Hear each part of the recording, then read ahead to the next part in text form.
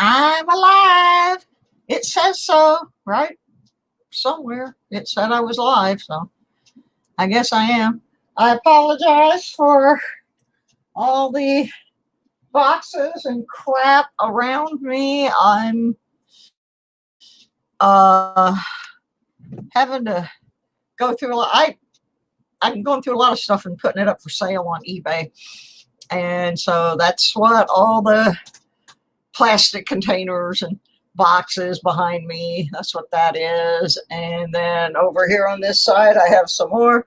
And then I have a pile of papers, which has now reached about this high, pertaining to what could have been a really simple, uncontested divorce that is now going to turn into the cat fight from hell.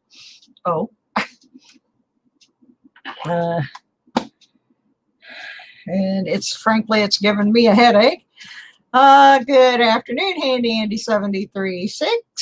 And the lucky James Eller is in the house, along with two other people who are lurking in said background. And the lucky James Eller is. There we go. Kill the sound on the YouTube. Hi, Coin Collecting with Tyler. Welcome, welcome. Yeah, my eyes are a little blurry tonight too, James, but probably not for the same reason as the rest of you guys. I've been trying to decipher legalese. I tried to get a lawyer, and I can't get one who can get all the paperwork in the time frame. So I'm just going to get it filed and within the time frame, and then send in an amended one right behind it. That way I can stop whatever the heck is going on. I didn't make coffee tonight because I remembered I had this in my fridge. Kathy's Corner, hey! Kathy's a brand new sub to my channel. I met Kathy over on Miss Ida's She Shop show. Ooh, say that one fast a few times. So welcome, welcome to the funny farm. Archaeology Mikey 007 is in the house. And so the first thing I'm going to do, we do have mass quantities of car wash quarters. And why there are so many is the last time 2 weeks ago that I was doing the car wash quarters, we never did the national park ones because I got sick and I just couldn't do anymore. And so then today I went down, I got Mabel back after the accident last week. I got her back. She's got a little body work that hasn't been done, but I don't care. But I took her down to the car wash today because I needed to get all the grass and stuff out from under the undercarriage. So I got more. Yeah, I do too, Archaeology Mikey. For those who don't know, last week, Mikey always tells us what he was having for dinner. And he meant to say he was having chicken tenders. However, somehow that got changed and it said children tenders. And so we were a little bit leery of Mikey for the rest of the show. But it's okay. Another thing you might notice tonight, a few years ago, I had some really bad experience with some dental work up in Detroit, and it did some damage to some muscles and nerves in my face. And every once in a while, I will get this, and you'll see this side of my mouth is drooping. I'm having this thing where everything's kind of gone numb. It's not a stroke, it's nerve damage. And I've noticed the last couple days it's there. But anyway, I got my car back. Those of you who were here last Monday night was probably one of the most incredible things ever happened to me in my life. Y'all raised a pile of money. Thanks to Miss Ida, who donated a quilt, and Muscle Shell, who just kept matching people's donations and was just awesome. So I was able to get the car fixed. I got the new tire. I got the wheel replaced. I haven't got the body work done yet, and I'm going to have to, because when I was driving it today, if I turn to the left, it's okay. If I turn to the right, it sounds like it's rubbing on something. So they're going to have to fix the wheel well is bent. So we're going to have to get in there and fix that. But right now I'm not driving very much anyway. I did get to go get my lab work done and all that doodah. And I got to go to the post office. I did. Of course, I went to the car wash and got quarters. So we're going to do the car wash quarters here shortly. I'm not having hot coffee today. I'm having a frappuccino, a mocha frappuccino. I got this as part of my birthday. I really like these, but I don't buy them very often because, well, just because they cost a lot, and I'm funny that way, but I really do like them. So this was part of my birthday package. So I'm going to have that in lieu of my regular coffee. And we're going to do my mail. We're going to skip the part about the divorce papers because they didn't come in the mail. This first one I've had for a week or so. And this came from Jeff Silversmith. But it really came from my little brother. Oh, I just dropped something. Where did it go? I dropped a dime. Hang on. It really came from my little brother and mod extraordinaire, Handy Andy 736, because he bought my rolls, bought rolls for me on Jeff Silversmith's stream. Whew, a lot of S's. And so I got my goodies, and so let me show you what I got. I really like this. I got, oops. Sometimes I got to kill this one light to make this work, or put it under the scope. But I got an Australian koala bear. There he is. I got him upside down, but he's showing up pretty good. Let me see if I could. Yeah, I got an Australian koala 0.999 silver round. I got these because I needed them for my book. I'll go ahead and turn my Scope-O-Matic on so we can look at the other coins that I got from the Jeff Silversmith gang. This I needed for my book. This is a 2005 DNASC that I needed in my book because I just restarted my $50 books.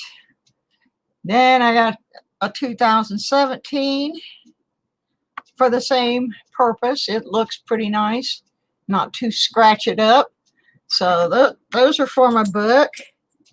And then I thought this was so funny. I got a 1952 Benji, and I just sold one of my 1952 Benjis the other night during the fundraiser, and then right after that I got one back. So I still have an extra. So that's pretty cool. And then I got a Mercury Dime 1945. I need to put gloves on.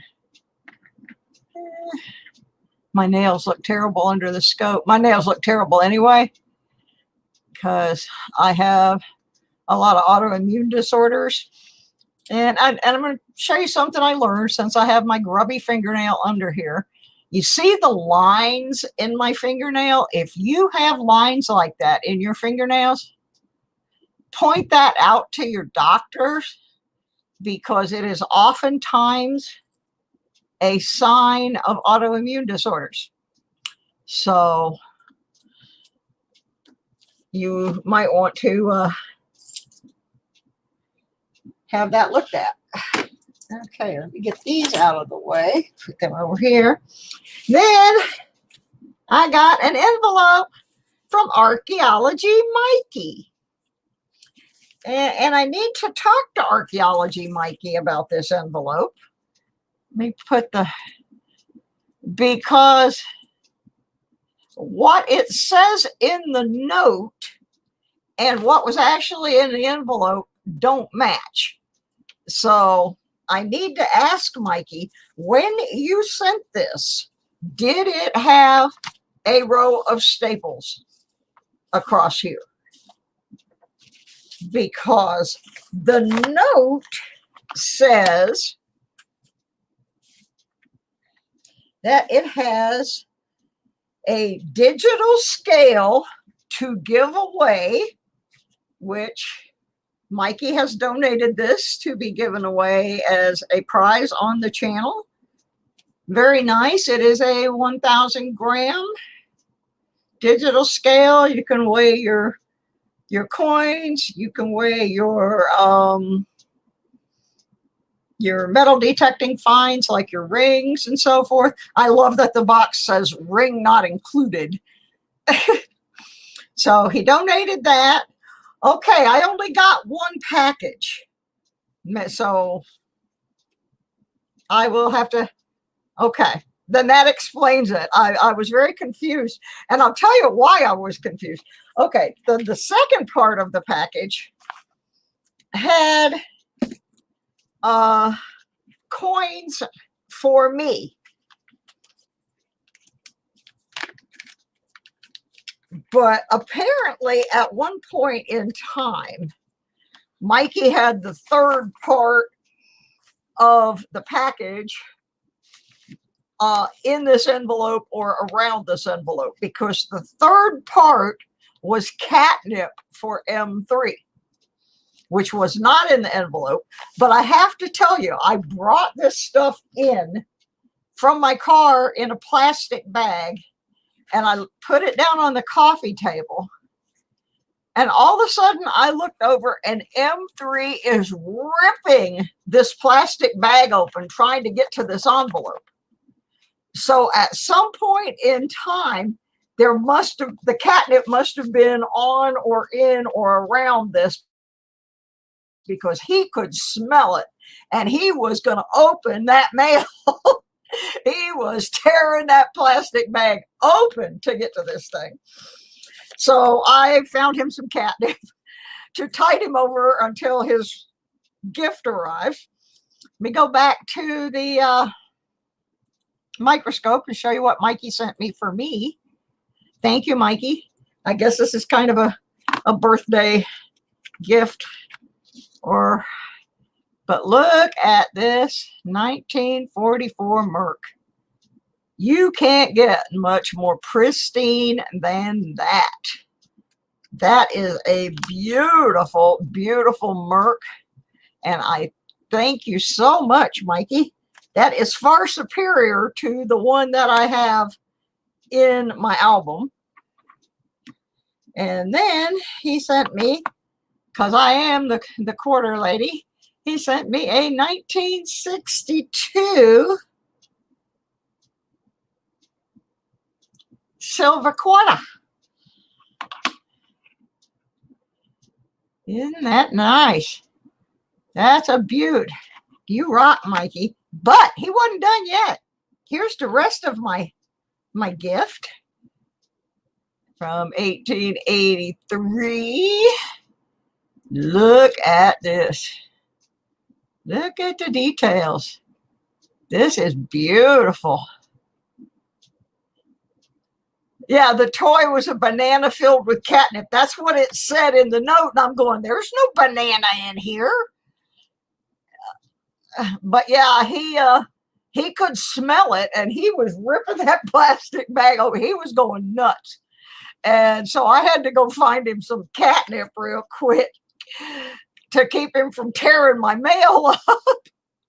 So he was all excited, and then it wasn't in there, but he got some. I put it in his little mouse. So he's actually right now he's zonked out over in the chair. He has nipped out for the afternoon. So thank you, Archaeology Mikey, for the lovely, lovely gifts and the scale to be given away on the channel. And then I got these from somebody. Somebody in my family sent me these. I can't remember who because I'm a little distracted this week, but I got a couple of buffaloes,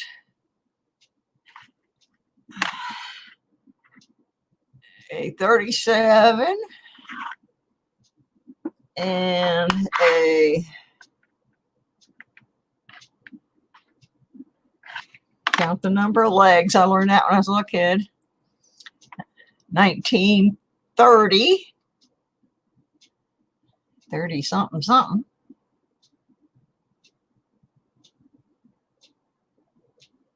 There we go.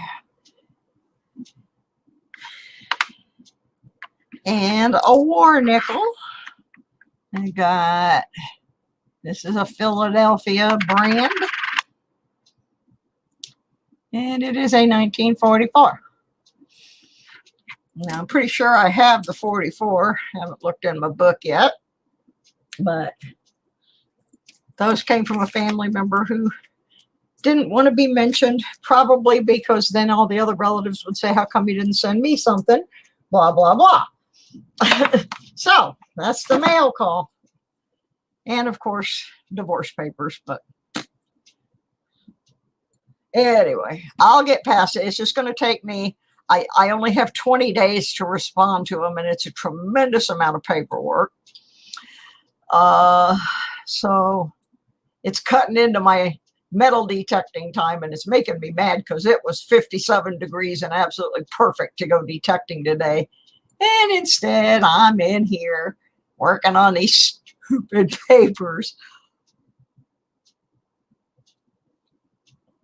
All right, we're going to do what we do best on the Lodo Coin Collecting Show. For those of you who have not been here before, I go to the car wash every week and I wash my car. Now, I don't carry cash, so every time I go to the car wash, I got to go to the ATM, and the ATM only gives money in increments of 20. So I get a $20 bill. I go to the car wash. I put it in the changer because theirs will take a $20 bill.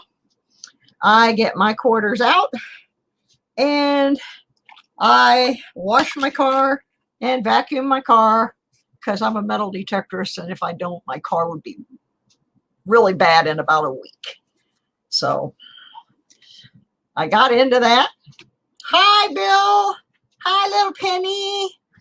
So first one we're going to do, because I have the most of these, because I skipped them last time, we're going to go through and we're going to see if we got any additions to my National Park Quarters folder. Now, we have already completed my state quarters, so I've been filling up books and just giving those away when they're full. But this is my personal album here, and I have not completed it yet. I've been working on it since last June, but only using coins from the car wash, and I think once I did them from the laundromat. Now, this book has followed me. It started out with Georgia car wash quarters. Oh, it's a beautiful dime, wasn't it? started out in Georgia, and it now is in Virginia. When I went up to Blacksburg last week, the day that I had the deal with my car happen, I looked to see if I could find any self-service car washes, and I didn't find any up there. So I was going to try to get us some change from a different location, but I didn't find any. So Thursday, oh yeah, I have one more piece of news. Thursday, finally, y'all know I had to cancel my metal detecting adventure and visit to my brother down in Florida because I could not get my COVID shot. Well, Thursday, I'm going to Withville, which is about 25 miles from here, and I will be getting my COVID vaccine, and I'm getting the new one from Johnson & Johnson that only requires one injection, and so I won't have to go back for a second one. So I'm very excited. I'm finally getting that, which means at some point I will get to go visit my oldest brother. He is not well, and I want to go see my brother. So I'm finally getting my shot. I've been trying to get on the list, and I finally did. So there we go. All right, I got a whole passel of these rascals. Now, I don't look at them in advance, except I just glance real quick and see if it's national parks or state quarters or just a regular old Washington. And I throw them in the bin. I don't look at any of the stuff because I like to be surprised, just like you guys. And week before last, we got surprised because we got a silver quarter out of the car wash. I think I got it laying around here somewhere. I don't think I've even put it away yet, but I'm not sure where it is. But yeah, that's only the second silver ever. We have found 3 W's, but that was only the second time we found silver. But I enjoy filling the books, and this is a good way if you do not have a lot of money to collect coins, or if you have kids or grandkids and you're trying to interest them. This is a good way to do it on the cheap. And sometimes you find a little treasure in there. We've had a lot of fun doing this. Let me tell you where I'm at. I'm missing several 2010s, several 2011s, 3 2012s, 2 2013s, and then I have everything 14, 15, 16, 17, and 18 are all full, both the P and D mint marks. I'm missing 2 19s and 5 20s, and of course the Tuskegee Airman 2021 is not there yet either. So let's see if we can find something to go in my book today. Haven't been doing very well on this book for a while. And I do go back through them later for errors and stuff like that. I don't know where my little bucket is. I guess I'll use one of these for right now. I've got some flower pots over here. Take some cuttings off my plants. So I'll just take a flower pot here and throw my coins in there for right now. Yeah, they probably would, except I live way out in the mountains. And we don't really have much like that around here. About the only person, our coin shop, I'm sorry, is terrible. And there was one guy in one of the local indoor flea markets who was selling coins, and apparently there was some counterfeits in his stuff. So, yeah. So anyway, right now I'm just trying to, on these, I'm just trying to fill my own book. I have given away 3 of the 50 state. Okay, if this is a D, I need the D still. Nope. I like giving them away. And because people like the story, you know, that goes with them, which is that it was all done from the car wash. So, which is kind of, you know, you can do it. It works. 2021D. Ooh, like to see that pop up in one of these little rascals. Yeah, I don't need any 2017s at all. Like I said, I'm just going to go through quick. I'm not going to search for problem children simply because it takes so much time. After I finish my paperwork and get it shipped off to the courts, I'm going to start doing some live streams where I just go through these looking for what's wrong with them. So 2017 for me. Oh, 2013. See, I can't even read. Please be a D. I need the D. I need the D. Please be a D. Oh, well.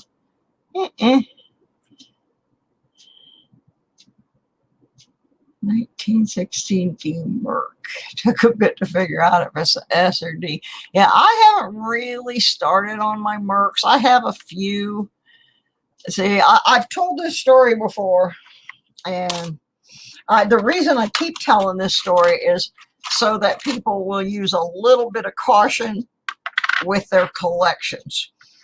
I had a really nice collection back in the mid-70s, and I was living with a boyfriend while I was attending college, and I just had my coins in one of my dresser drawers.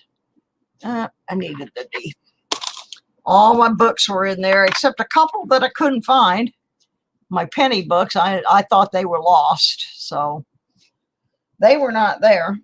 But apparently while I was off at work, one of my friends had a friend that he had gone all the way through school with who had a very serious drug problem. And this young lady helped herself to all my coin books out of the dresser drawer and took them and cashed them in for face value because she was a junkie and needed a fix.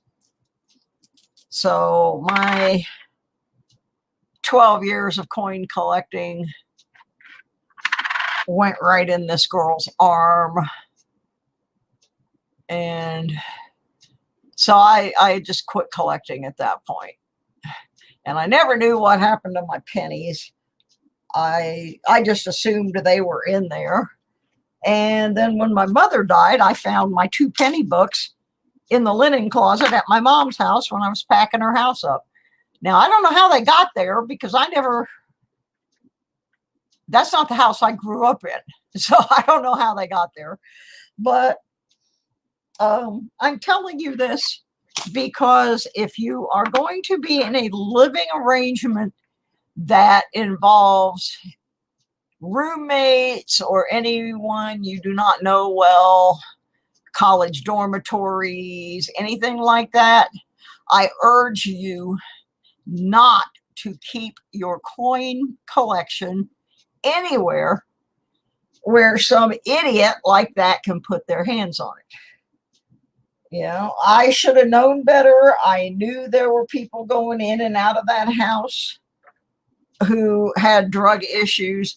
It just never occurred to me that someone would go into my drawer and take my things and cash them in at face value to buy some drugs with. So that's why I tell that story. So anyway, that's why I don't have a whole lot of collection anymore. I started when I found my pennies.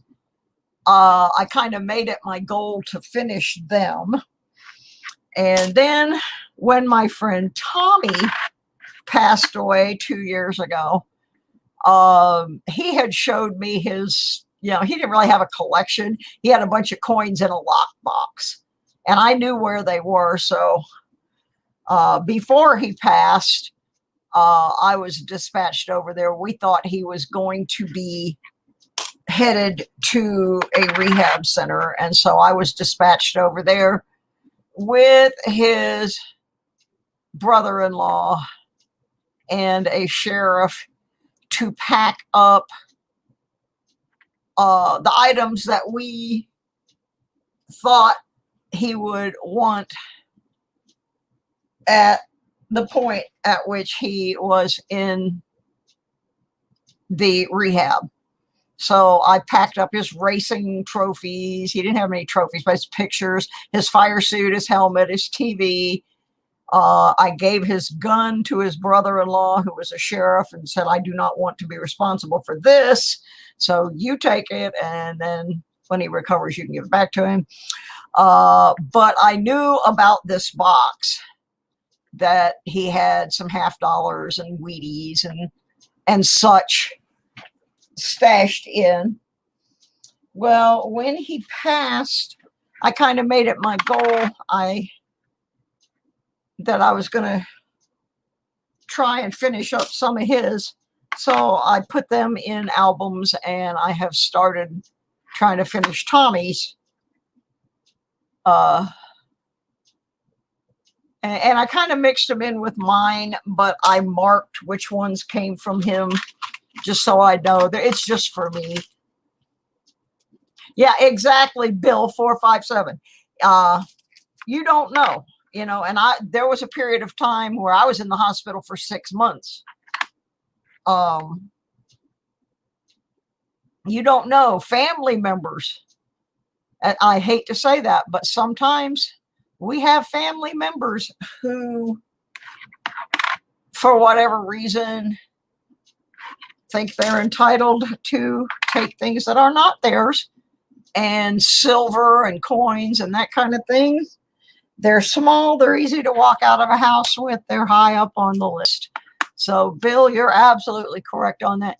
Please, I know we like to show off our collections, but don't necessarily let people know exactly where those items are. And if you know you're going to go in the hospital, secure them somewhere where nobody would think to look. So that's my little Lodo coin collecting advice of the day. If you want to hold on to your collection, don't put it where some folks could liberate it from you.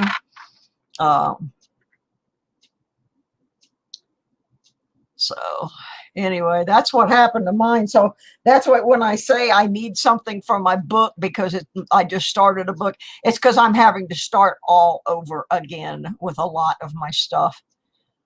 I never even tried after that. When I got married, we were so poor. If I had had the coin collection, it would have gotten sold anyway because we were that poor. And so now I'm about to be that poor again. I actually sold last Monday night If you were in here, I sold $200 worth of items from my collection because I'm going to take a minimum of $300 a month hit on my income, and because of this divorce, and plus I'm having to pay all this money out right now on the whole divorce situation. So in order to be able to pay my bills while all this is happening, I know I'm going to have money put aside. And ooh, that was pretty. If it's a D, I need it. Please be a D. And they're always P's when I need the D's. But anyway, yeah, that's why I've had to start all over with my collection.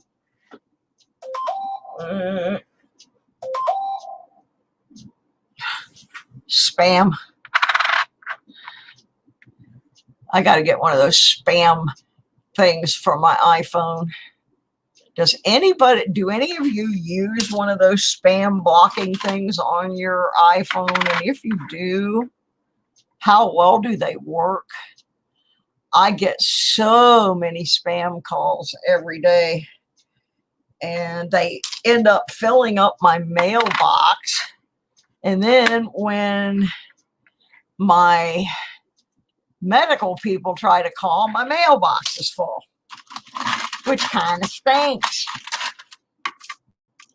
Like I got a lot of these because I didn't do these 2 weeks ago. And then last week, we did the fundraiser so I could fix my car and pay my lawyer, which I still haven't got the lawyer, but I still got to pay all this junk. So then Wednesday night, we did my birthday party. Oh, and I got to tell you, remember I said if I got a copyright claim on the music, I'd be really surprised because I did get one, by the way, and it was from a band that I'm really good friends with, but it wasn't them. It was their label, and actually I'm going to get out of it. That's what I'm looking for, Bill, a thing that will read and tell me if it's a spam call, so I don't have to deal with so much spam-orama. I'm sick of it. I get 10, 15 of them a day. They drive me crazy. And they're almost all from the 813 area code, which is where I used to live. And I'm on everybody's list, I guess. My favorites is they try to sell me warranties for my car. Now, my car is a 2005, and it's got 245,000 miles on it. But I still had to fix it because it's what I have. And the other one I get is student loan repayment. Honey, I'm 68 years old. My student loans got paid off a long time ago. And truly, I didn't have very many of them. And the reason for that is I worked for 4 or 5 years when I got out of high school, and I saved my money, and I filed for every possible grant that I could get. I got, like $100 here, $100 there, all these different grants that I filed, that I applied for, that I didn't have to pay those back.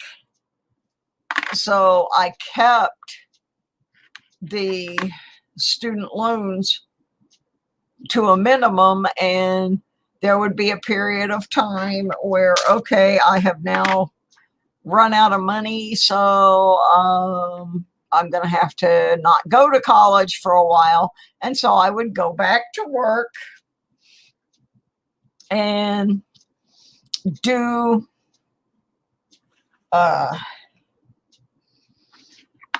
do some more look for some more grants. Woohoo, it's a D.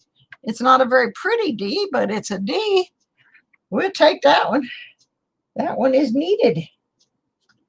Yay, we got something for the book tonight. So in the end, I ended up with this one student loan that they were trying to get from me that was $600, which back then was a lot of money, but it wasn't mine. And I had to prove to them that I did not even live in Florida. And I certainly wouldn't have been signed up for modern dance. I was a broadcast journalism major. So it took me a long time to get that one off my record, but I finally did. So when I get these calls and they are trying to help me with my student loans, I just fall out laughing. I'm just like, are you serious? Are you kidding me? And the thing is, truthfully, I feel bad. I feel bad for young people because it has become so hard for young people to go to college without ending up, $150,000 in debt. And I do urge people to look for grants that you might qualify for. And you can find grants in the strangest places. I got a grant when I was in college. One of the ones I got, it was a scholarship. Look for scholarships and grants. I got a scholarship from the Winn-Dixie grocery store because my mother worked for Winn-Dixie and I had worked for them in high school. And so I got $500, which was a lot of money back then. I got $500 from Winn-Dixie. I would look for any kind of scholarship that was like, they had scholarships that were offered for, at that time, that were offered for women who were studying journalism, because really there weren't a lot of women in journalism at the time. We weren't allowed to be in journalism. So I did my homework, and that's why I didn't end up with all those bazillion dollars in debt. I had friends that were still paying their student loans off when they were 40, 50 years old. And yeah, did it take me a long time to go to college that way? Yes, it did. I started college at the age of 27. I was a 27-year-old freshman.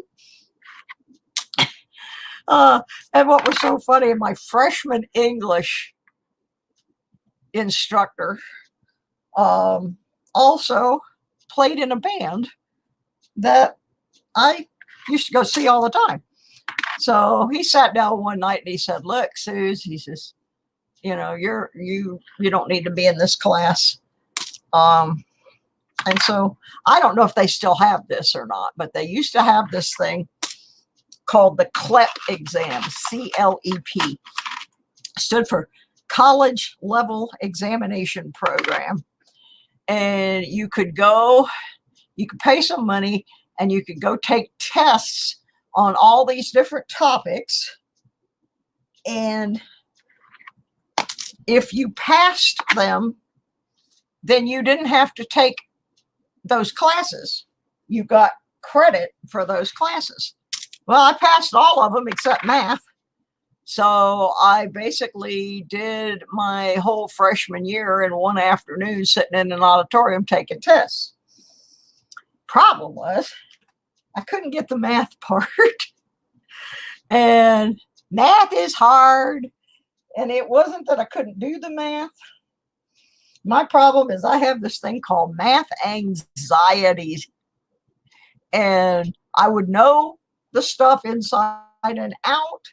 But then when I would sit down to actually take the test, I would freeze up. Well, it got so bad, I took the same class over and over again. And they used to let you audit a class, which was to take it as pass or fail. And it didn't affect your grade point average that way. You didn't get credit for it, but it would help you work your way through so that you knew you were going to pass before you spent the money. Ooh, that is nasty. So I kept trying to take this class, and finally I got a math tutor. My math tutor's name was Billy Jones. Billy Jones had a degree in mathematics from the college that I went to. He had been offered a full scholarship to the Juilliard School of Music, which he turned down to be a rock and roll star. Billy Jones was one of the two lead guitar players in a band from Tampa called the Outlaws. And they were a band that had been my favorite since the teen center days of the 60s.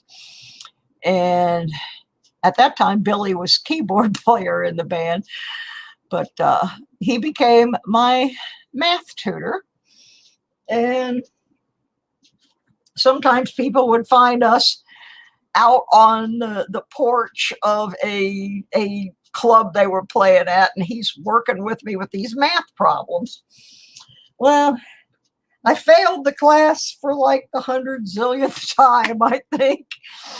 And poor Billy, finally one night he just looked at me and in his sweet little Billy Jones way said, "Suze, I think you better stick to photography." I did finally pass that class, but it was a long, long time before I passed it. Poor Billy. Yeah, great band. Great band. Yeah, I have a real problem, not with any other kind of test, but math tests in particular. And I know why. I know why, and I should have been able to get past it, but I just couldn't. And I just had the most horrible time with that. And but yeah, that was like kind of my coolest thing that happened in college, was that Billy Jones of the Outlaws was my math tutor. And I went to see them just about every week from the time I was 15 until they became big stars in the 70s, and they were touring the world. And then of course, I could no longer follow the band, but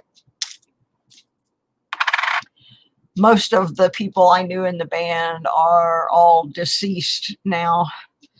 My friend Frank and Billy, they both died within 10 days of each other. That was rough. And Huey had a heart attack and passed away watching a Buccaneers football game, sitting in his chair. My friend Monty, the drummer, he's still alive, but he is retired from the band. There are no actual original band members left. Henry Paul, who came in 1973, is the closest thing to an original member that the band has. And I did go see them in Clearwater back in Christmas of 2019, right before the COVID thing. I got to go see the Outlaws and another band from the Clearwater area, Firefall. I don't know if a lot of people have heard a bazillion Firefall songs, but they are not familiar with the band. But so anyway, hopefully now that I'm getting inoculated, I will be able to go to Florida and see my brother, and the band has some shows scheduled down there towards the end of the year. Maybe go down for Christmas, and maybe they'll be down there then.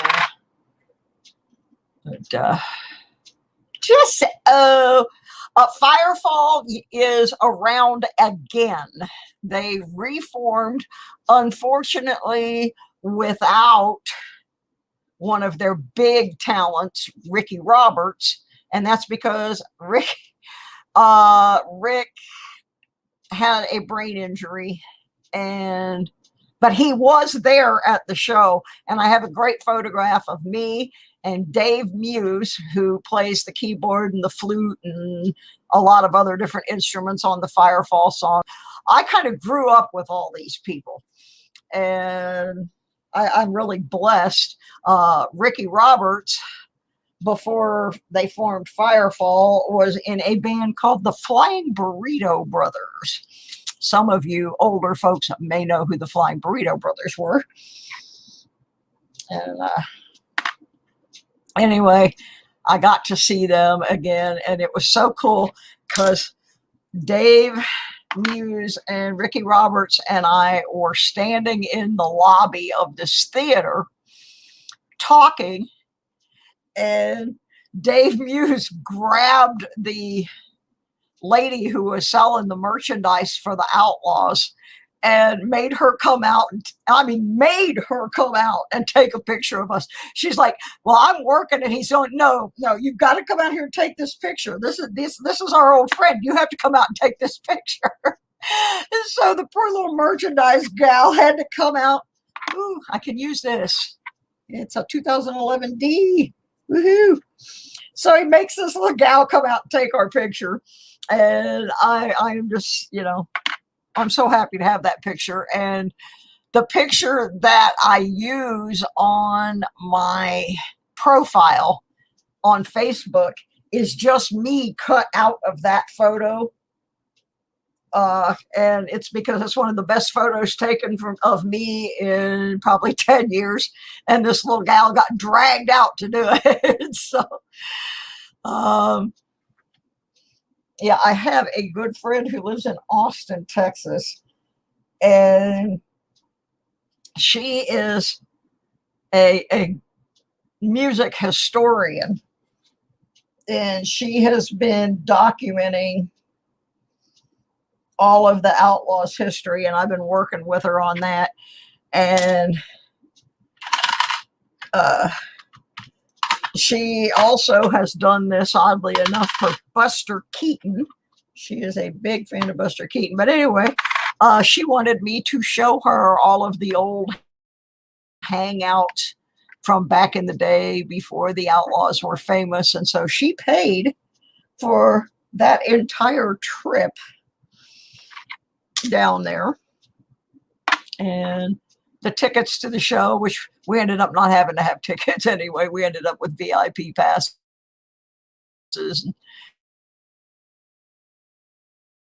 Meet and greet stuff. She paid for the hotel. She paid for the rent-a-car. And in return, I got her hooked on metal detecting. I took my metal detector, and we were staying at Clearwater Beach. That's the last one of those. Okay, I did manage to put 3 in the book this time, so it was not a skunk. That's good. Anyway, I took my metal detector, and we were staying on Clearwater Beach, and my friend absolutely got hooked on metal detecting and immediately went home, and she and her husband bought metal detecting equipment. She had a ball out there. Yeah, I know a ton of Southern rock history. Unbelievable amount. I lived it. My friends were all musicians who played in bands. Some of those bands made it. Some of those bands should have made it and became victims of crooked record companies. If you look at, it's kind of funny, if you look at my friends list on Facebook, you know, there are people on there that say, oh, that person was in this band and that person was in that band. And the thing about it is, I really know the people. They're not just on there because I'm a fan. I mean, some of them are, but some of them are people I actually know personally, that I'm still in touch with. And one of them is Rick Roberts from Firefall. We communicate all the time. And Tom Petty's first wife, Judy,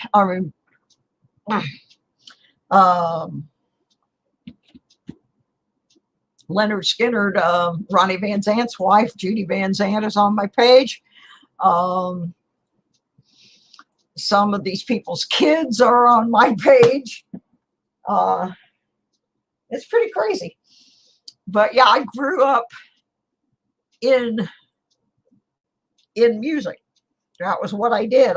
In high school, I managed a band. Out of that band, the bass player of that band went on to become a record producer in New York City, but he did that by way of Nashville, playing with people like Pam Tillis and Emmylou Harris, Townes Van Zandt. He played with a lot of people. Yeah, there's a whole bunch of Firefall songs people don't realize are Firefall songs. It's really interesting when we went to the show. Hey, Mike. Hi, U.S. Silver Stacker. When we went to the show, and there were a lot of younger people there that were Outlaws fans, weren't really familiar with Firefall. And they would start playing a song, and you would see these kids with their phones, and they're trying to figure out, oh my gosh, you know, that's Firefall. I didn't know that was fire. And you could see like these people just lighting up. Now, here's a little piece of trivia from Firefall. Dave Muse, the guy who plays the keyboards and organ, and he plays sax, he plays flute, plays all kinds of instruments on the Firefall albums. When there was no Firefall for a while, many years, Dave Muse played in the Marshall Tucker Band. So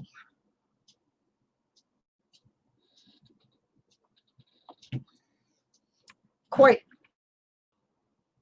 a long and industrious career for him. And he's still, sometimes he even gives music lessons. I would love to live back in Clearwater again, because kids that live in Clearwater have no idea that their music teacher is as famous as he is. All right, we're going to move on here. Do some regular old Gorge Washingtons. See if I can fill any spaces in this book. And I hate this book, by the way. Handy Andy gave me this album. Hi, Miss Southern Belle. He gave me this album, but it's kind of a pain. The coins do not want to stay where you put them. And so every time I put one in, two jump out. So you'll probably hear me cussing. This book right here. I'm going to go back to the scope. And I might have a giveaway after that. So y'all stick around. I'm not doing a lot of giveaways anymore until I get past all of this financial disaster that I'm going through here with my ex. Oh, shoot. Hang on. Dummy McDum spilled her drink. I swear. I'm a mess. I am a big old mess. Move him. Thank you. If I didn't spill something or throw myself out of the stream, it would not be a true Susie Q96 live stream. This time it was my very last of my sweet tea. I do not even have any more made. And who did I drown? Oh dear, I drowned Ravenhawk. I drowned a Ravenhawk sticker. Let me get this up. Goodness. Goodness. I cannot believe I am this clumsy. I guess it comes with old age. All right. Here we go. Let me see. Close that. All righty. Whew. Yep, it's a Susie Q dream and stream. Yep, it's my dream come true to get through a whole stream without dumping something or throwing me off. It wouldn't. Ask Candy Andy. He's been with me since my very first stream. Something always happens. Always. All right, let's see what we got here. Yeah, I've seen that peace team. I was going to try it. Hi, Metal Detecting, North Carolina. How was your digging? I didn't get to go to that one either. They had a big dig fest down there in Carolina.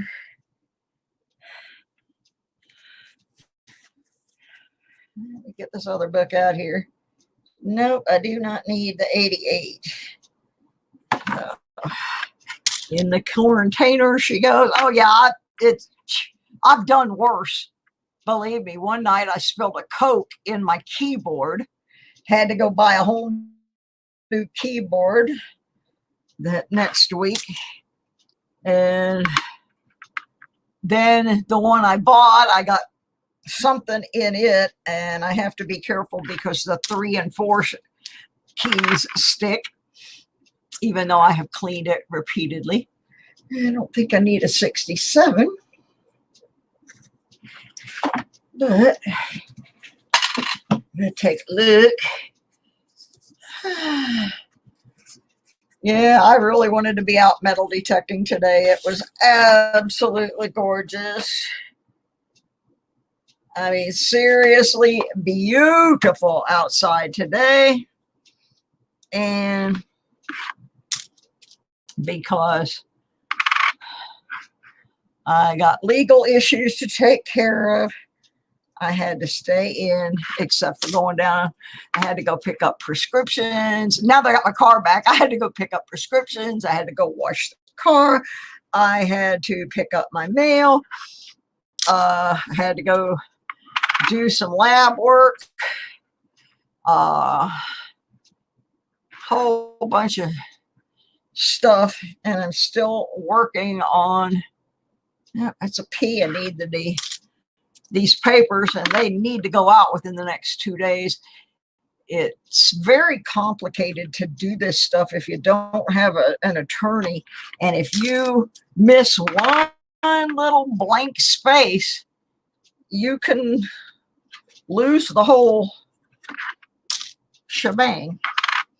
So I'm having to very carefully go through all of this, and I got all the forms finally, and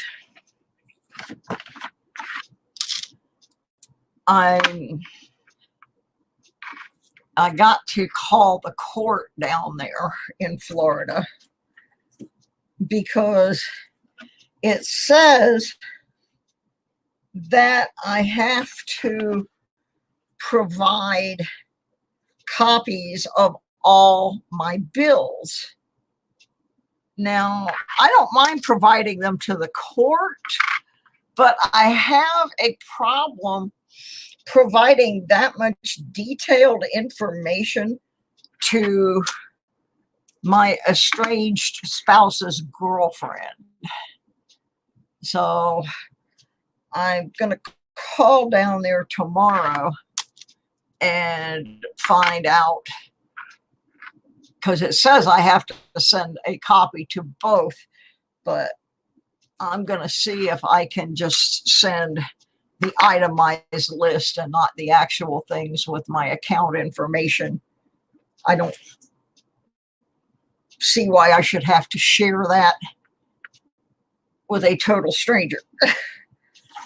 So I've only got about 3 more days to finish those papers up. So like I said, they're cutting into my detecting time, and I do not like that because the weather is so nice.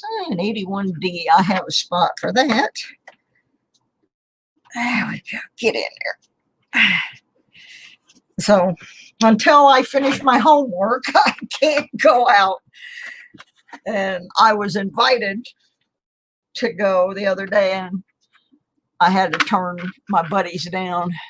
I have a couple of guys here that I detect with.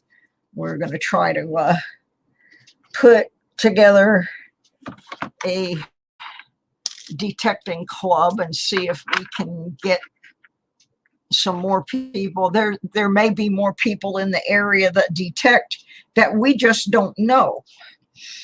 So we're going to try to put a little club together, but all that has to be on hold until I get done with all that crazy paperwork. I had such a bad headache last night from doing that stuff. I was actually crying, not because I was upset about the divorce, but because my head hurt. My head just would not process any more information. And I was talking to my friend, question mark, Q, from question mark and the Mysterians, one of the greatest underrated bands of all times. And he was trying to make me laugh, and he was making up new words to happy birthday and singing to me. And if I can't even talk to Q, I am out of it, because he is like my best pal and buddy. He's the one that gave me M3, the Wonder Cat. And so, yeah, I was just having a very painful night. And the pain medication that I have for my back does not work for the pain that I'm having now, which is, there's an 81P, got another one in the book. Ooh, nasty. Anybody want to guess what that one is? Ooh, isn't that pretty? I think I'm going to set this aside. I saw a video the other day, and I'm not going to ruin this coin because it's already ruined.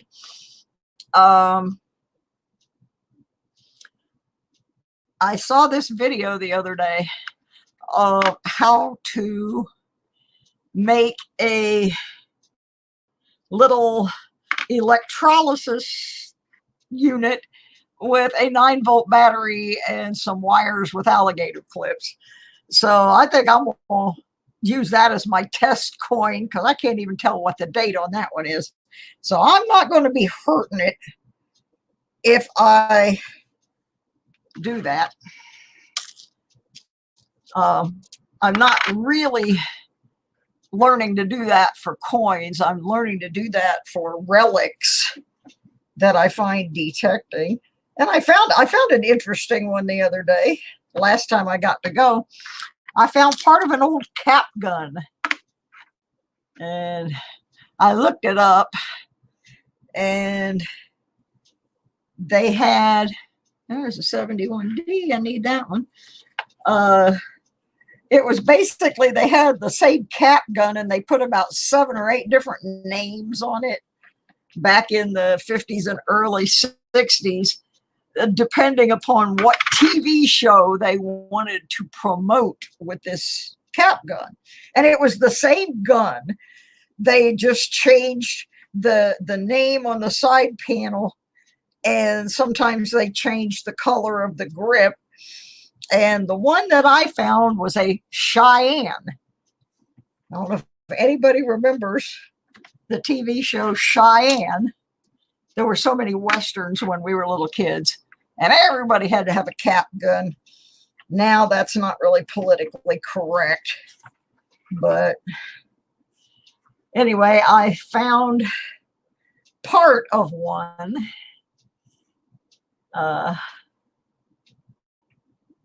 So I found a couple other things that day that are really trashed that I want to try to clean up, and I'm going to try that little. I think we all had cap guns when we were, if you're over 60, you probably had a cap gun to play with. It was just a real common toy. I had the whole little outfit with the cowgirl skirt and little cowgirl boots and a little fringed vest and a little pink holster with little cap guns that my aunt got for me. We were really poor, so for me to have that was like a big deal toy. One of my aunts bought that for me. I think for my birthday when I was 5 or something. My aunt and uncle got that for me, and I played with it until I was too big to wear the outfit anymore, and the gun wouldn't fire the caps anymore. So we would just lay the caps. We would roll the caps out on the ground and hit them with a hammer. Bam, bam, bam, bam, bam, bam. We had fun back then. Kids today will never have some of the great experiences that we had because the parents, so many parents they're helicopter parents. They're so afraid their kid's going to get dirty or hurt and truth be told, we had really pretty good immune systems because we were allowed to get dirty and get exposed to germs. And so it wasn't a big deal. Nobody came along and wiped our mud pies off with a sanitized wipe. We played in the dirt. I lived on a dirt road. We played in the dirt. We lived near the woods, and there were these wild potatoes that grew out there on, I don't think they were really potatoes, but that's what we called them. And they grew on these vines. Is that 83? Oh, I need that one. And we would get out there in the trees and we would stockpile these potatoes and fight wars with them. And I mean, they were hard like a real potato. We'd beat the crap out of each other with these potatoes. And we had tree forks and dirt forks. And if we couldn't find potatoes, we'd use green oranges. We had a lot of fun. And what was that? And it's a shame that kids don't really get to experience that Now,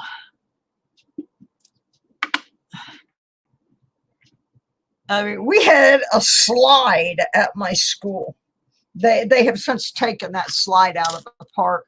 But this slide, I'm going to say, was 25, 30 feet up in the air. And it was a giant triangle.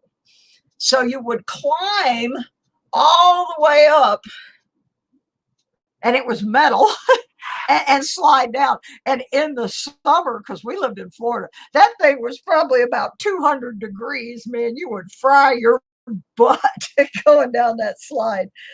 And everybody in the summer would dare everybody else to do it because it was so hot.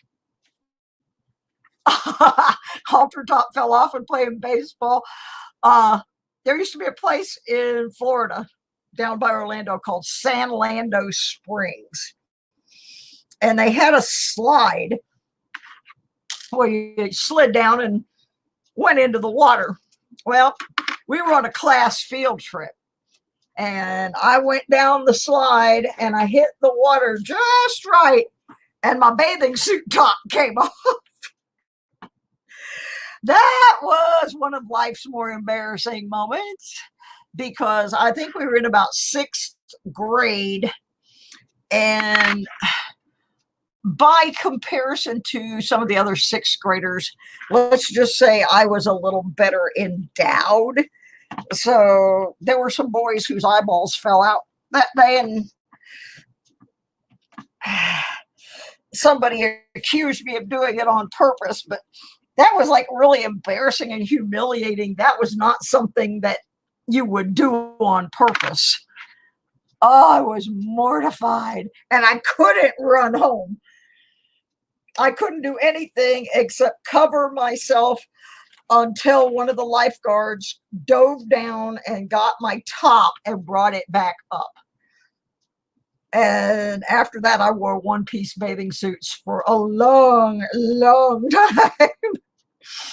I did no longer trust a two-piece suit.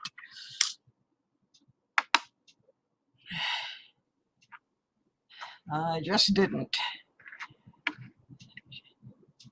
course, I grew up in Orlando, Florida. But when I grew up, there was no Disney World. There were really no touristy places except Gatorland. Gatorland's been there since I was a little kid. And 1990D, I need that one too. It was a really safe, pretty much a safe place to grow up. We didn't lock our doors, I don't think, until about 1970, 71, when they started building Disney, was the first time we even locked our house. And our house, you know what our lock was? It was a freaking skeleton key. You could buy them anywhere. I mean, it was not until Disney opened that things started getting ugly. Well, I put 3 more in my quarters, so that was good. Let's move them out of the way. Yeah, Orlando was a great place to grow up. We had absolutely fabulous music scene. We could walk around. I would get off work at the grocery store. I was like 15. I'd get off work at the grocery store and walk about a mile, a little bit over a mile, to this place called the Orlando Youth Center. And that place had some of the best bands ever. I saw a lot of people there who went on to become quite famous. And, but yeah, I could walk that mile from the grocery store to the teen center and nobody bothered me. You try doing that now in Orlando, walk that same mile. Oh, no way. Would not happen. Should have had some naked hippies in Florida.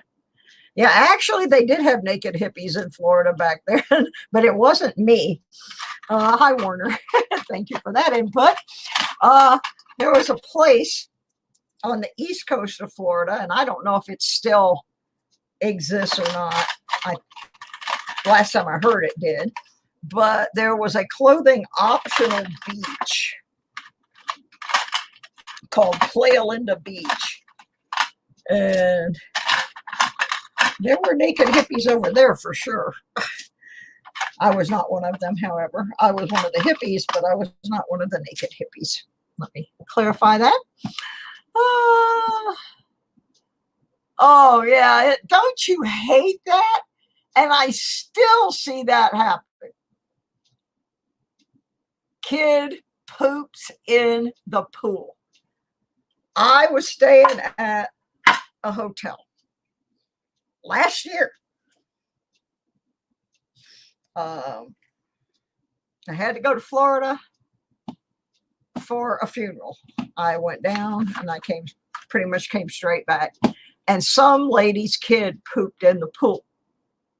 Of course, they had to shut the pool down. They had to completely, they had to sanitize everything. And then this lady bitched because they wouldn't let them back in the pool. Well, gee, lady, your kid pooped in the pool. That's why it's closed.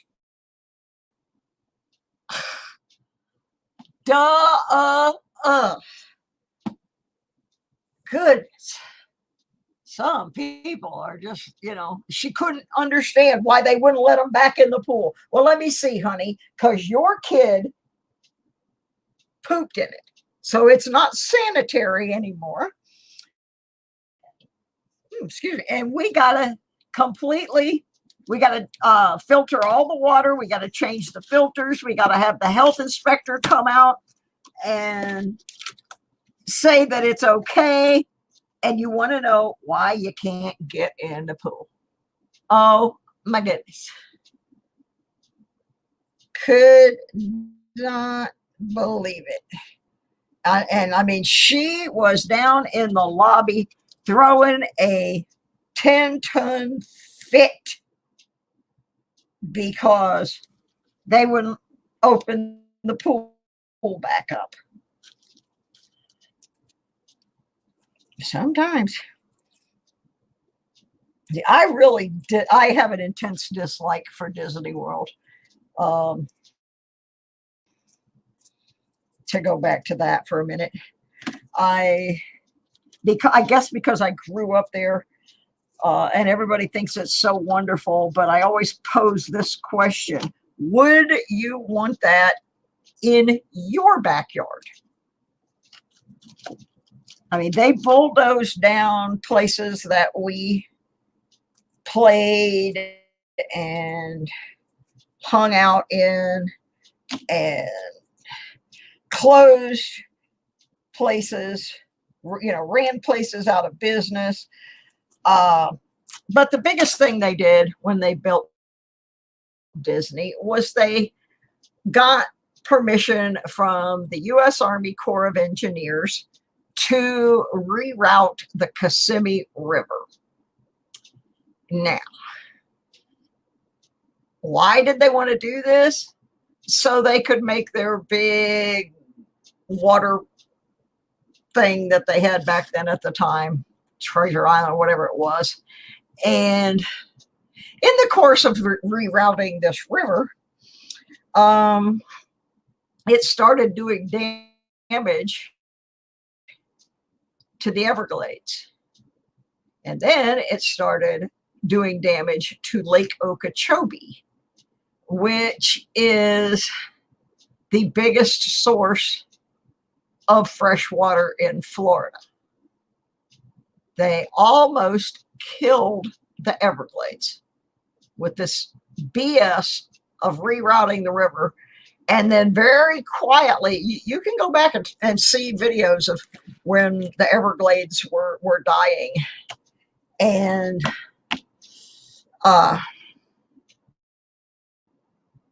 so they very quietly got in there and started trying to put everything back. But once you've messed up an ecosystem, you can never put it back the way it was.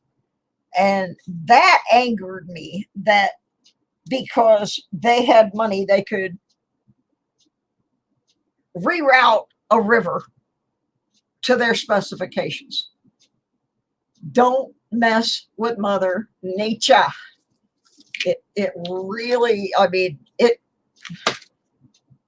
truly, that is the biggest water source for fresh water in Florida, and they almost killed it. They almost did it.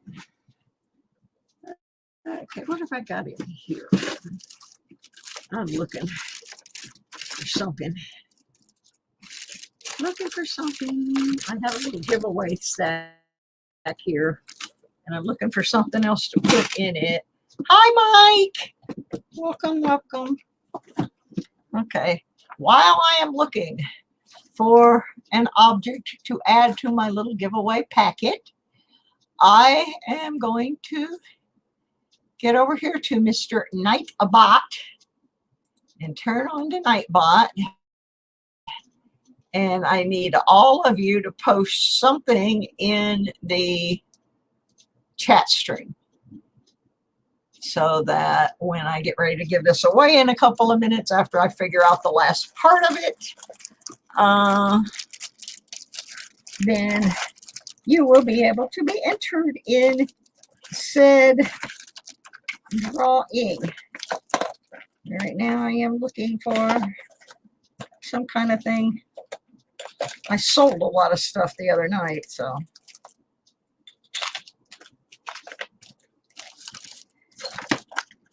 it was necessary. Didn't want to, but it was necessary in order for me to make sure I can pay my bills when the first of the month rolls around. Miss Southern Belle puts a pile of poo in there. Look at that. She put poo in my live stream. She put poo in my live stream. Okay, this is an interesting looking batch here. I'm not even sure where all those coins came from. You're funny. All right, I made up a packet. All right.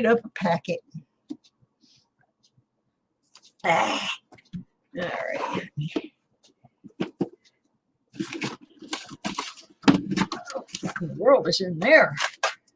Oh, I just found a can with about a bazillion pennies in it. Oh my gosh. I have no idea what those are. We'll have to,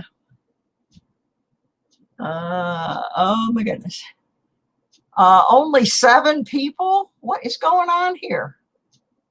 Do I not have anybody? It says I have 12 people in the stream, and that's not great, but only 7 have posted. Yeah, I've kind of lost my following, unfortunately, for a number of reasons. People are sick of hearing me complain about my health, I guess, and all the crap that's going on. And then I've lost, I don't know. I've just lost a bunch of people. And I was sick for 3 weeks. Happy hairy legs. I was sick for 3 weeks, and so I wasn't on at all. So I really lost a lot of my following. And I appreciate having all you guys here. I just found this little canister. Whoops. And I'm going to give away the coins that are in it, along with, well, we'll start out with this. This wasn't in the canister. This is a 1943 steel wheat cent.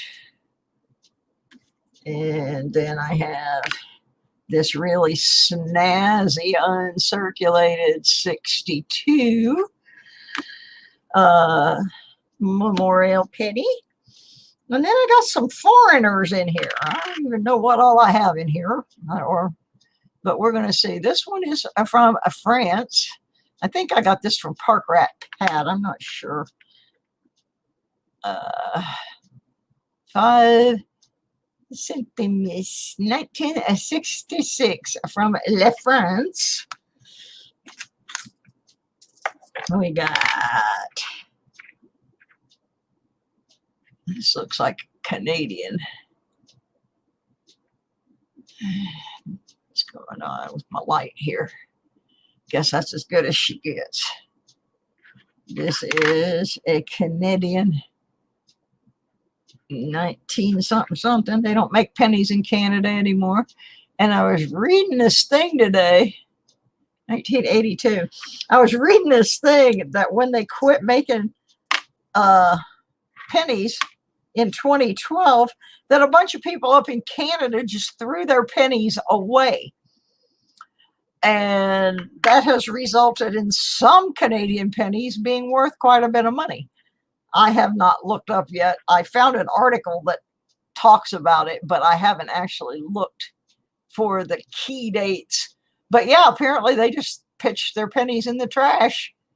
Dummies. That's copper. That's worth money. Okay, so like 2006 Canadian quarter going in the mix. We got here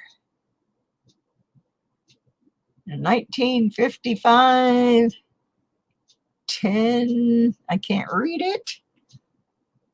Let me flip it over, maybe I can figure out what it is. Republic of Yugoslavia. So this is a Yugoslavian coin.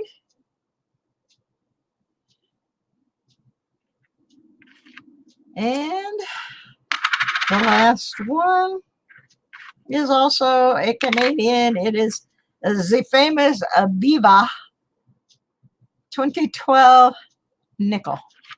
So that's the giveaway pack. Let me move it over here. Find me an envelope. See who's got themselves signed up. Pick me, you sexy bot. Woo-hoo. You funny. I like funny people. Fried chicken. Somebody typed fried chicken. Oh, that's funny. All right. The Nightbot says 10 people. The stream says 10 people. So, all right. I'm going to hit the button and give those coins away to somebody. You will need to send me your email. And even if you think I already have it, send it anyway, because with everything that's been happening to me in the last week or so, I probably have no clue. So we're going to roll this out right about now. And if the person's not in the stream, we will move on after 3 minutes. And then somebody's going to win all those little coinage. So here we go. Uno, dos, 1, 2, 3, cuatro. Werner. I'm going to send Werner some stuff to Germany. Will they let me send this to you, Werner? Or are they going to stop me from sending coins? I don't know. I never tried to send coins to Germany. So does anybody know if there is an issue with sending coins to Germany? I will pay the postage. I just don't want to run into a situation where they won't let me. I don't know too. Okay. Well, here's what I'm going to do. I'm going to put them in here. Okay, thank you. I knew somebody would know. Handy Andy says you can send them. So Werner, send me your address, buddy. Werner, by the way, is one of my Patreon sponsors. No, I don't usually write coins on them. I usually write decorated metal discs.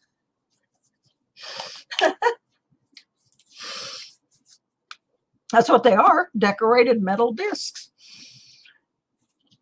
So, alrighty. We got one more set of quarters to look at here. And I have this one book of the 50 states that is missing a few. When it's full, we will be giving this one away. It is missing Alabama, Arkansas, Minnesota, Oregon, Nevada, Colorado, North Dakota, Washington, Utah, and Alaska. Now, the thing I don't like about this book is that it does not have slots for the territories. Yeah, well, I will make it a gift. Yeah, I knew that part. So, all right, let's see if we can fill this book up, because this is going to be something I'm going to give away later down the line once it's full.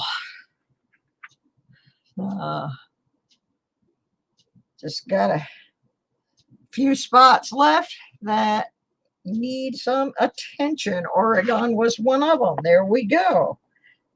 Put that in there. Maybe we'll finish this book tonight. Miss Southern Bell's cracking me up.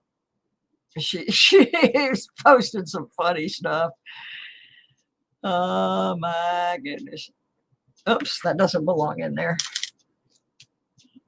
And I don't belong in Virginia, but that's where I'm at. So 2003, the state of misery. I mean, Missouri. Misery. My dad was born there, so it's a state of misery. We have Maryland, home of archaeology, Mikey. Don't need it though. I appreciate you guys showing up in here tonight.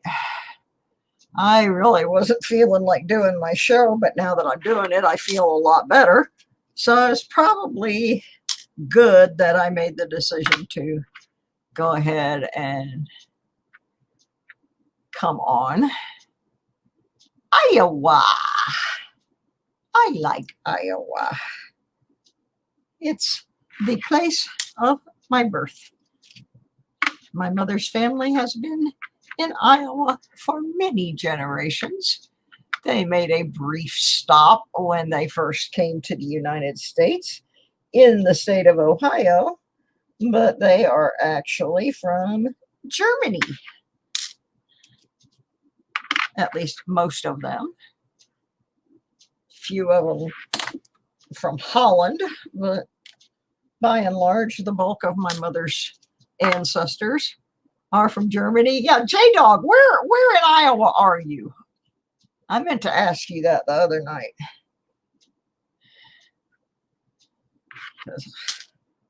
I go to Iowa. Before COVID, I went there just about every year. What is that doing in there? I don't need that Virginia one. It just keeps coming out. Don't want it, don't need it. There's another Maryland.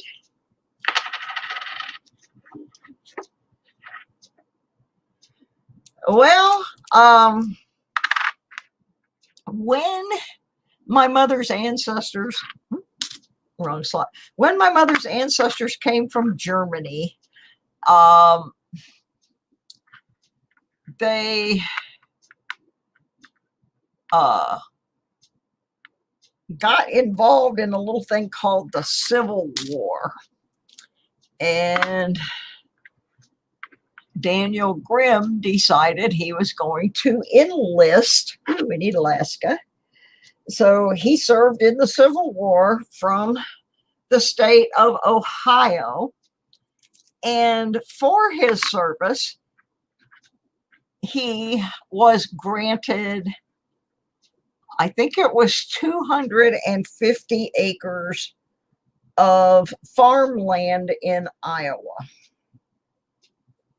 And so that's where he went. He was a farmer and he inherited 250 acres of good farmland. So that was where they went.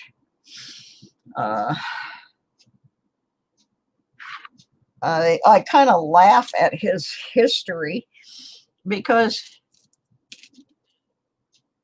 yeah, I think I did Fleabag. I truthfully have not looked because I haven't had a chance to do the packages yet. I have them all sitting here waiting to go out, but I have to deal with this divorce thing because it's on a time I have 20 days in which to prepare the response and get the response turned in. So everything else has taken a back seat to that. Like I said, I almost didn't do my show tonight. And then I said, nope, I'm doing my show because I need to take a break from how horrible having to deal with all of that is making me feel. So this is a way nicer Illinois than what's in the book. So I'm going to switch that one out because that's the one that I just got. And that's the one that I took out. So you can see that this one is a much better coin. Southwest Iowa. Okay, well, I'm from east central Iowa, about as far east as you can get and still be in Iowa, because my hometown is on the Mississippi River. I didn't live there very long. I was raised in Florida, but I go there. We went there every summer, and I love Iowa. I am from a place called Muscatine, which is on the Mississippi River, and it's kind of a neat place. I have much family there, and my sister and I continued the family tradition of going for the family reunions, but they've had to cancel. They had to cancel it last year due to COVID. So we are hoping to go this year. One of my favorite cousins is 90 years young. And my aunt, my mother's oldest sister, is 99. And I want to tell you, my Aunt Alice is a pistol. My Aunt Alice,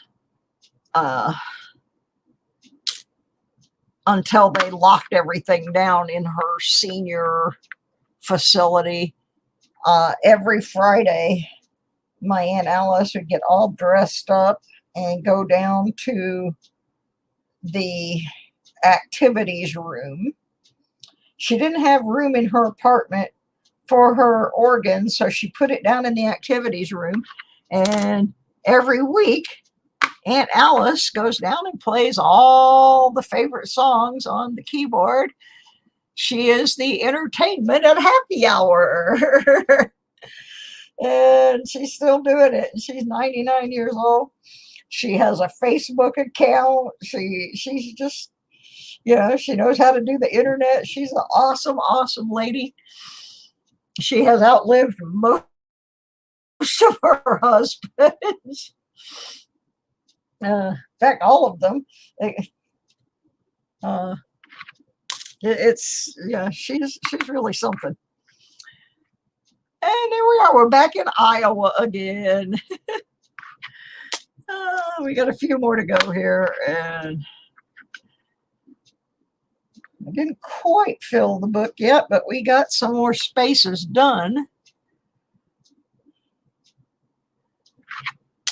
Like I said, this one, I have already filled my personal book, including all of the territories and everything. So at this point, I'm just filling these extra books that I had and giving them away. I gave one away just the other night.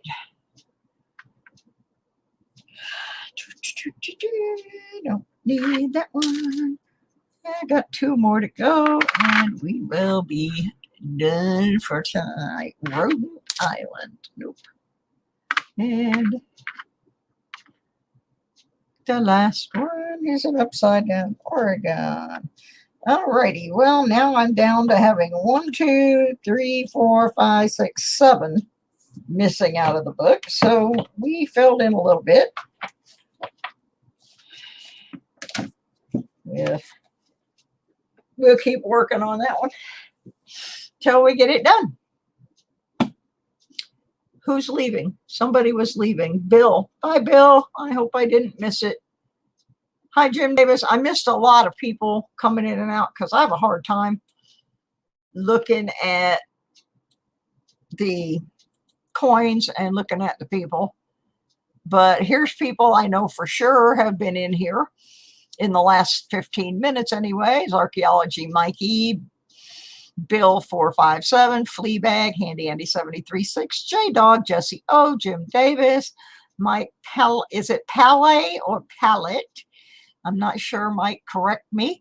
Mike Wolf, Miss Southern Belle, Patrick Johnson, Scratch and Go Crazy, and Werner X. So anyway, oh, Werner, my niece is now in Germany. I don't know where though. She just got married and her husband is stationed over there, and so I don't know where, but she is over there. So that's kind of cool. All right, let me get me back up here for a minute.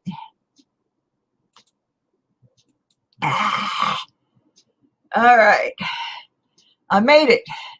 I got all the quarters checked, got all the books done, managed to keep a few people. Okay, I said it correct the second time, so it's palette and not palais.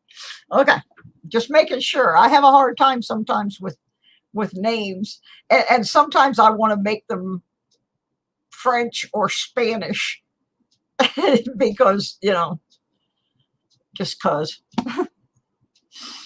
Mo money. Look who rolled in right at the very end. Okay, Wednesday at 6 p.m., assuming that I have everything under control again, we will be doing the Sweep in the Dirt metal detecting show, but we also talk about coins in there. So y'all can come and ask metal detecting questions, and I'm going to try to finally show everybody all the cool stuff that was purchased for my channel for the purpose of metal detecting by the world famous Muscle Shell, who made a donation on the anniversary of my channel. And I will try to have all my stuff cleaned up so I can show it to you. So that will be cool. Well, metal detecting has changed a lot in the technology, just in the last 5-6 years.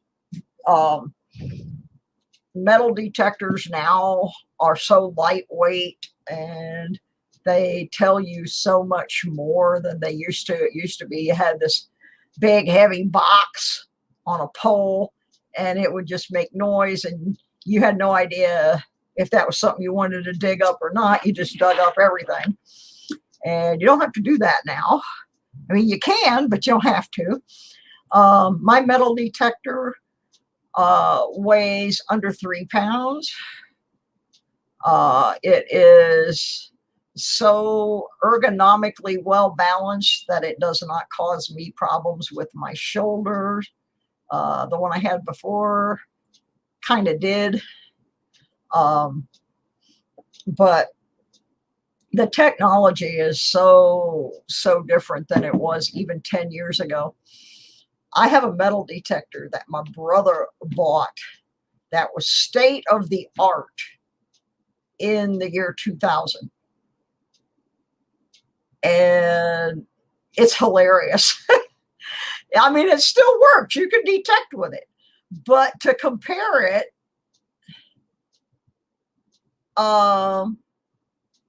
to what we use now, it's pretty funny. The one that my brother had, it was made by First Texas, which is the company that owns Bounty Hunter and some of the other Technetics, and it's a good functional detector, but to me it's clunky. It's kind of like an old Garrett, actually. They kind of all were the same back then. Now they're getting into different designs, and of course the electronics that are available now allow them to make the machine, the actual detector part, very, very small. The brains, like where my finger is, from here up, that and about 3/4 of an inch thick. That's the whole size of the entire brain of my detector. Back when my dad and I were detecting, I'm trying to find something big enough to show you. The box on the detector was like twice the size of this. It was huge. Yeah, you do kind of have to dig a lot of junk.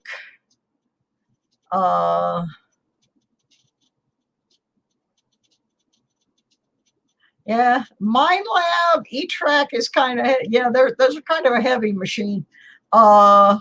But then again, the Mind Lab Equinox weighs like 3 pounds. So mine, I even made lighter because I was able to order a carbon fiber lower shaft for it, which made it much more stable. And it also took a couple ounces off the weight. So I've got mine down. Yeah, you can find my first gold ring, Mike Wolf, I found with a $49 Bounty Hunter Gold Digger, which is basically a beginner's kind of kids El Cheapo detector. Found my very first gold ring with it the third time I went detecting. So you can find it with anything. On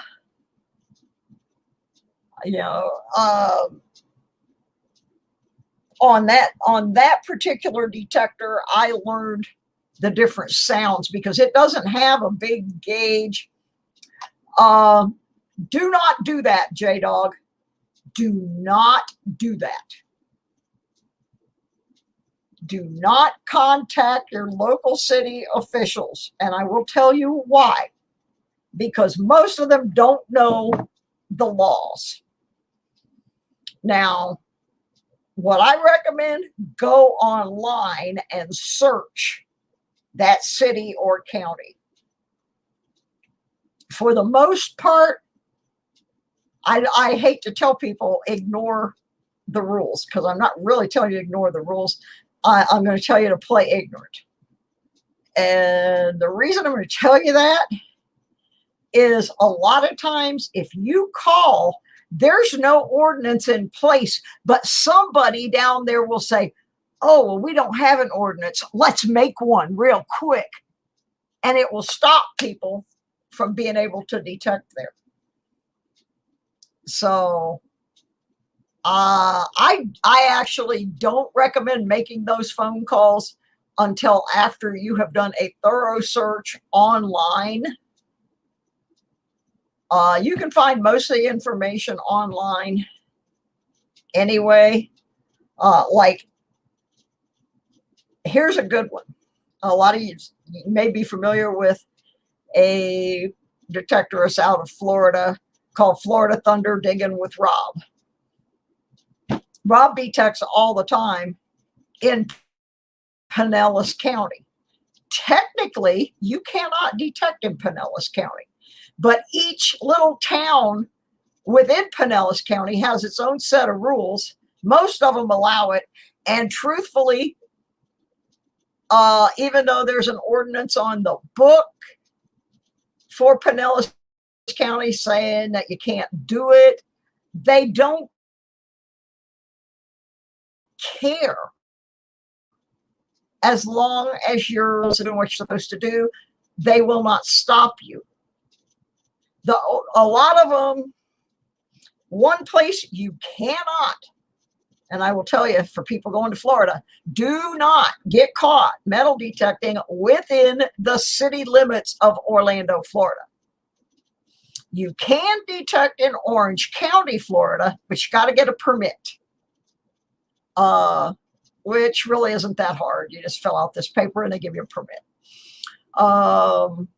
Same thing with Marion County, Florida, and the city of Ocala. You just fill out this paper. But Orange County, Florida is awesome. Not only will they give you your permit, they will give you this beautiful list.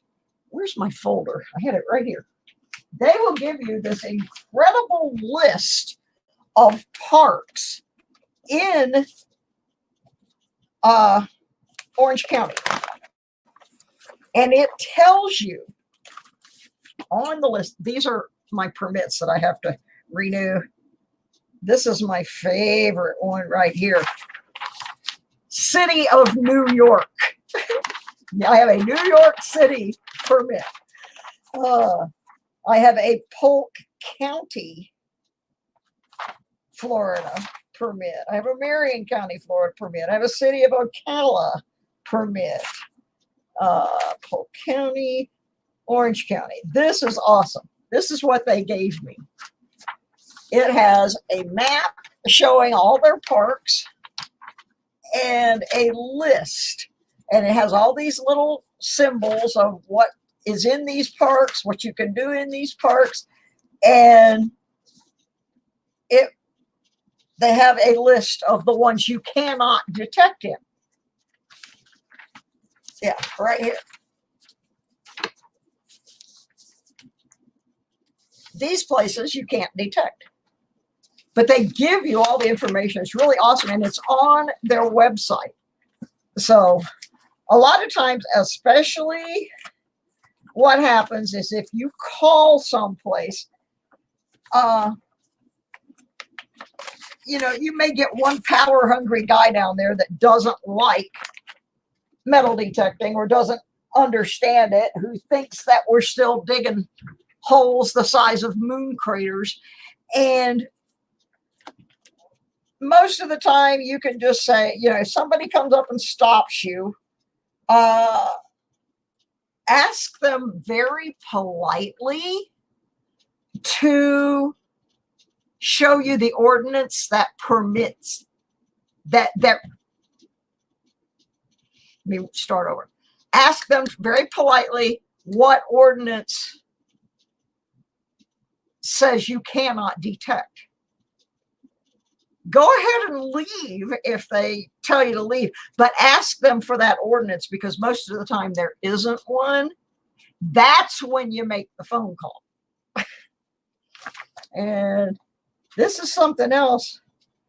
These are some things. I'll really go into it Monday, but I have like permission to detect forms where you can get somebody to give you permission to detect on their property and they sign it. And I have waiver of liability forms so that when I ask somebody if I can search on their property, that they know I'm not going to sue them if I fall down and bust my butt bone. So come back Wednesday and we will go into some of this more in depth, because there's some really crazy things out there. Thank you, Mike Wolf. I used that very argument in Clearwater, Florida, in a park where an officer came and told me that I could not detect there. And while we were standing there talking, I asked him why, and he said, because of the holes. While we were standing there, I pointed to a dog digging a giant hole and walking off. And I said, okay, you can see his hole. Now show me where I just dug. And he could not find my hole because I dug a nice plug. I extracted what I was getting and I put it back in. And he could not find the hole I dug, but he could sure see the one the dog dug. And he said, okay, here's my card. If anybody else stops you in this park, have them call me. Yeah, see, we'll go into all this on Wednesday about ways that you can deal with that. And I know it's different in places like Germany and England. There's one guest from England I've been trying to get on my show. This guy has found all kinds of wonderful things. He even has a metal detector named after him, one that he helped design. He's got all kinds of things in British museums. And I've really been trying to get this guy on my show, but just trying to get a hold of him has really been pretty much impossible. But I'm going to keep trying because I did show a video of him and everybody was shocked at who it was. And so I'm going to keep trying to get him. And he is an avid detector. And he just happens to be a rock star. A big rock star. A huge rock star. A huge rock star. Yeah, I will try to do a reminder for it. The huge rock star in question, who is an avid metal detectorist and has a detector named after him, is a guy named Bill Wyman. Bill Wyman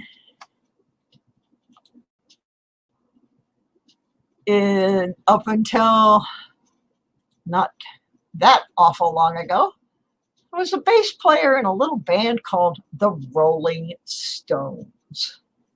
So it's a hobby that everybody does. Well, if anybody decides to buy a detector, I am a Kellyco affiliate. And if you use the link that's on the About section of my page, they give me like a little minute percentage back for my channel. It's like 5% of what you spend. I finally got a check from them.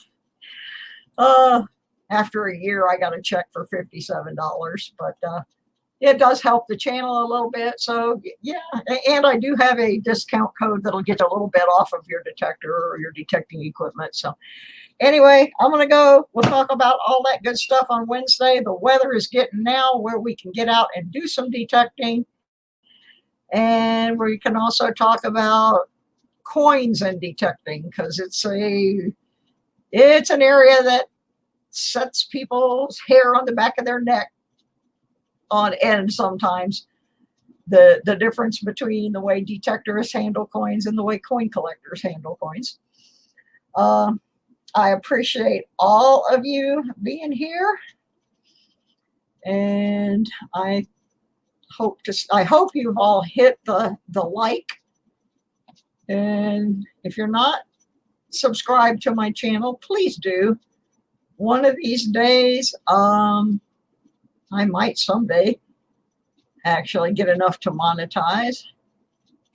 Right now, we're quite a few people away from that. I've got 766 people who love me enough to hit that button. And so anyway, we'll grab something to eat, and tomorrow I got to get back on all of this insanity. And I mean, this is maybe 1/3 of the paperwork I'm having to fight my way through. It's gonna be that way. All righty. I don't know who is on. Let me look real quick. I know Basement 64 came on around 7 o'clock. I think Jeff Silversmith. I highly recommend Jeff Silversmith. Let's go raid Jeff Silversmith. If you haven't been to his channel before, let's go raid Silversmith. He is awesome, awesome. Let me get you a link, and we're going to go raid Mr. Jeff Silversmith.